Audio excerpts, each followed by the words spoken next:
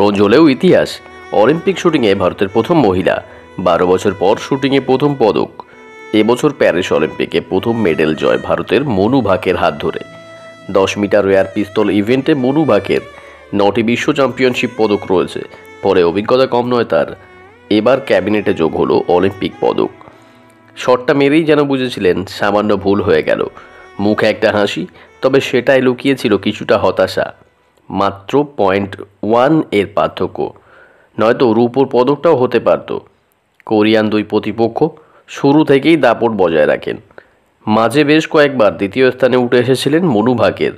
Mary কমকে দেখে হতে চেয়েছিলেন বক্সার, পরবর্তীতে শুটিংকে বেছে নেন মনু ভাকের। টোকিও অলিম্পিকের সময় পিস্তলের সমস্যায় আটকে দিয়েছিল মনুকে। এবার সেই সমস্ত বাধা কাটিয়ে কোরিয়ান দুই শুটারকে পিছনে ফেলে ব্রোঞ্জ জয় সম্পূর্ণ করেন। ভারতে এবার পদক প্রাপকদের তালিকায় নাম লেখালো। শুটিংয়ের পঞ্চম ভারতীয় হিসেবে পদক জয় করলেন তিনি। 10 মিটার এয়ার পিস্তল ইভেন্টে মনু ভাকের 580 পয়েন্ট নিয়ে কোয়ালিফিকেশন রাউন্ডে তৃতীয় স্থান অধিকার করেছিলেন।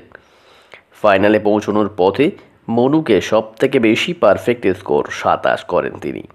শেষ 20 বছরে ব্যক্তিগত পর্যায়ে প্রথম ভারতীয় হিসেবে অলিম্পিকের শুটিংয়ে ফাইনাল রাউন্ডে পৌঁছেছিলেন।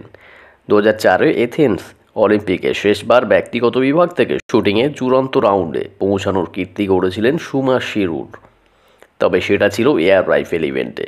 মনু ভাকের কিন্তু প্রথম ভারতীয় হিসাবে এয়ার পিস্তল রাউন্ডে চূড়ান্ত পর্বে পৌঁছেছেন। প্যারিস 2024 সালের আগে অলিম্পিকে ভারতীয় শুটাররা যে পদক জিতেছেন তার মধ্যে একটিও ভারতীয় মহিলা শুটার জেতেনি। আর এবছর 2024 সালের প্যারিস অলিম্পিকে মনু ভাকের হাত ধরে ইতিহাস গড়ল ভারত। তো আজকের ভিডিওটি এই পর্যন্ত। এই ধরনের আপডেট সবার আগে পেতে চ্যানেলটিকে অবশ্যই সাবস্ক্রাইব করে রেখে দিন।